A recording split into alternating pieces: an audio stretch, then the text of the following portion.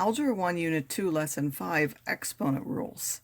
So when we multiply one term by another term, we need to learn how to work with that. So far, we've just been multiplying by numbers. We now want to look at what happens when you multiply things with the same base with each other, or you're dividing, or even different bases. How do you deal with that? For exponent rules, so if we're multiplying two things with the same base, meaning this bottom is the same number or the same letter, then we're going to add their exponents. So if we take a to the m times a to the n, that's a to the m plus n, because this is m of those multiplied together, and then this is n of those multiplied together. So totally there would be m plus n of them multiplied together. So we have 3x to the 5th times 4x squared. You multiply the numbers just like you did before. 3 times 4 is 12. And then you have x to the 5th and x squared. Those have the same base, so you add their exponents will give you x to the 7th. Minus 2x cubed times 5x to the 6th. That will give us minus 2 times 5 is minus 10. And then x cubed times x to the 6th. We add the exponents. We will get x to the 9th. To find the power of a power, you multiply the exponents. So if we have an a to the m and then we raise that to the power n, that's going to be a to the m times n. And the reason for that is, so if I have, like here, x squared and x cubed, we have an x squared times an x squared times an x squared, there would be 3x squareds multiplied together. Well, then we would add those exponents would be 2 plus 2 plus 2, which would give us 6, because we had 3 2's, so we could just multiply them to get that as well. And then x cubed to the 5th, we multiply those exponents, we get 15, would be x to the 15th. The power of a product, so if we have different things multiplied and we raise that to a power, we need to raise each part to a power. So 3x cubed y, that quantity cubed, is going to be 3 cubed, x cubed cubed, y cubed, which I've written here. So 3 cubed is 27. X cubed cubed, we multiply those exponents, x to the 9th. This will be y now cubed. That's, of course, a 1 there. 1 times 3 is 3. That will be y cubed. Minus 5 cubed will be minus 25. X squared cubed, we multiply those two. We get x to the 6th. And then y cubed again will give you that y cubed. To divide two powers with the same base, you subtract the exponents. So when you're multiplying, you add the exponents. If you're dividing, you subtract the exponents. For the numbers, you divide them like normal, just like up here you multiplied like normal. So 8 divided by 2 is 4, and then you have x to the 5th over x squared. 5 minus 2 is 3. That will give you x cubed. And you have to combine the like bases, so we're going to take the x's together, the y's together, and the z's together because the base has to be the same. X to the 6th over x cubed, 6 minus 3 is 3, that will give us x cubed. 7 minus 6 is 1, that will give us a y to the positive 1, and then 4 minus 2 is 2, that would give us a z squared. Just like when we had a product, we had to raise each part of that to that power. We have to do the same for a quotient. Each part of the quotient has to be raised to that power. So the numerator to the power and the denominator to whatever that power is. So x squared over y, quantity squared, would be x squared squared over y squared. X squared squared, you multiply those, gives you x to the 4th, and then this would give you y squared. 2x cubed y over 3z to the 4th, that whole quantity cubed, would be 2 cubed, x cubed cubed, y cubed, 3 cubed, z to the 4th cubed. So 2 cubed is 8. X cubed cubed, you multiply the exponents, x to the 9th, and then y cubed. And then 3 cubed is 27, and z to the 4th cubed, you multiply the exponents, you get the z to the 12th. One property that we need to remember is that any non-zero number to the power 0 is 1. So whatever this is, no matter how simple or complicated, it is 1 as long as the number inside there isn't 0. So x cubed raised to the power 0 is going to be 1 as long as that x isn't 0 itself. 4x cubed y over xy squared, that whole quantity to the power 0 is also 1 as long as x or y aren't 0.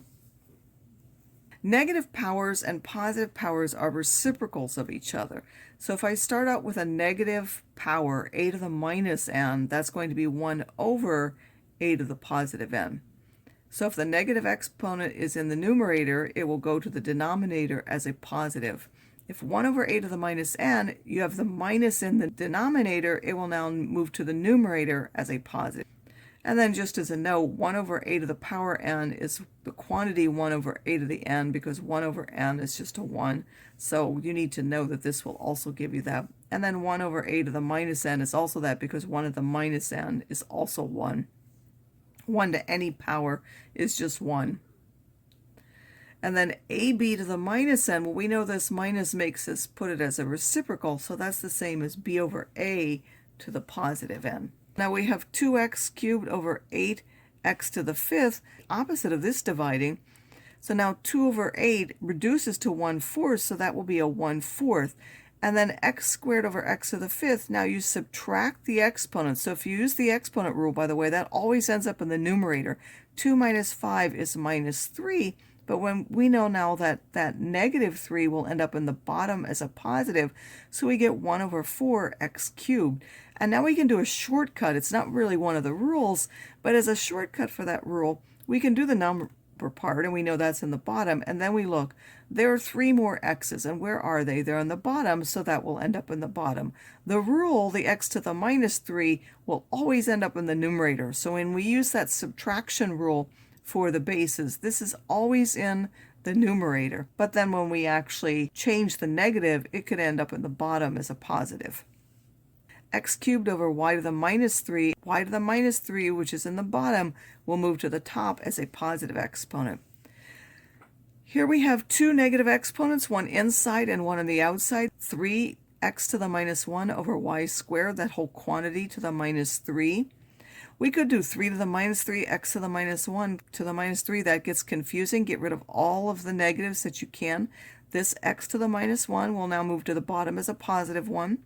And then this minus 3, we know we can take the reciprocal of that fraction by putting the numerator in the denominator and the denominator in the numerator, and then changing the negative power to a positive power. And now we're doing x cubed. That's just x cubed. Y squared cubed, we multiply those, y to the sixth, and then 3 cubed is 27. Here we also have 2 negative powers. So here we started off with the negative power in the denominator. We would want to move that to the numerator. And then you have the minus 2. Well, we know that's now 1 over the same thing now to the positive 2. And then we have 4 squared is 16, x cubed squared. Multiply those exponents. That's the sixth, and y squared squared. Again, we multiply 2 times 2 will give us 4. What does it mean to simplify an expression with exponents? Each base can only appear once. So if we have an x squared and an x cubed, we have to combine those to get one base. No powers of powers should remain, so there can't be parentheses and with a power inside and a power outside. Fractions should be in simplest form, and there can be no negative exponents. So if I want to simplify this, it says minus 2m squared n to the fourth cubed, and then 3mn cubed all raised to the fourth. First we have to cube this, and then we have to raise it to the fourth, then we're going to combine those together. So minus 2 cubed is a minus 8. M squared cubed, we multiply those, gives us m to the sixth, and then n to the fourth cubed, we multiply that to get n to the 12th.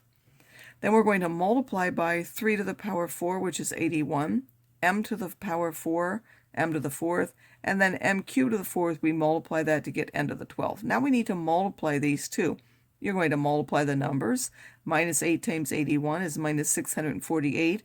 Now we're multiplying these. We have to add those exponents to combine them. M to the 6th times n to the 4th is m to the 10th. N to the 12th times n to the 12th. Again, we're adding the exponents, n to the 24th. So remember, when it's a power within a power, you multiply. When you multiply and there are no parentheses in them, no two exponents next to each other, you're actually adding the exponents. 3x to the minus 2y cubed over 4z squared. Again, we're going to square each part of that. But first, I'm going to take this negative and move it to the bottom as a positive. Then 3 squared is 9. Y cubed squared, I multiply the exponents. 4 squared is 16. X squared squared, multiply the exponents. And then z squared. 9x to the minus 1 y cubed, that whole thing cubed, over 6x squared y squared. I decided this time to just cube everything first, so 9 cubed, 729. X to the minus 1 cubed, we're multiplying that to the minus 3. then y cubed cubed would be y to the ninth. 6 squared is 36, x squared squared would be x to the fourth, and then y squared. And now I'm going to look at this. So the fraction 729 over 36 reduces to 81 over 4.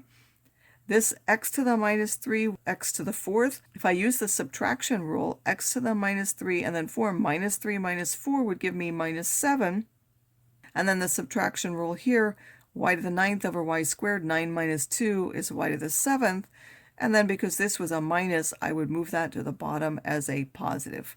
Or I could reduce these fractions and say, well, this minus would move from the top to the bottom. Then I would have an x to the fourth times an x cubed. Then I would add those exponents, would put x to the seventh in the bottom. And then here there's 7 more y's there in the top.